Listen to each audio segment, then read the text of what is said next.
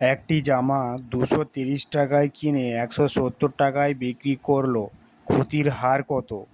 না, একটা জামা 230 টাকায় কিনেছে, 170 টাকায় বিক্রি করেছে, তাহলে ক্ষতির যে পার্সেন্টেজটা তার হারটা বের করতে বলছে। এরকম অঙ্কগুলি কি কি দেওয়া আছে না, ক্রয় মূল্য সমান, ক্রয় মূল্য কত দেওয়া আছে? 230 টাকা। ক্রয় মূল্য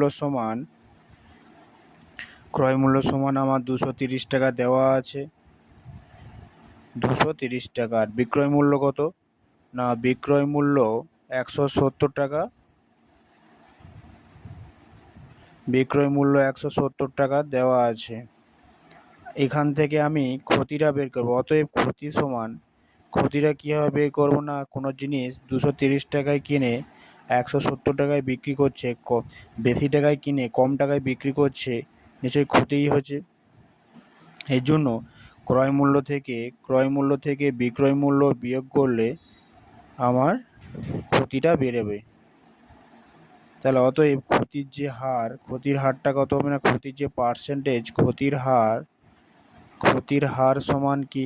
না, ক্ষতির হার সমান ক্ষতি বাই ক্রয় মূল্য ইন্টু 100। এটা আমার সাধারণ সূত্র।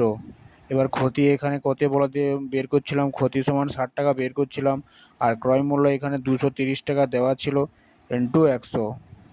এই শূন্য কাটলাম, তাহলে 600/23% সমান 26.2-23%। এটা আমার উত্তর।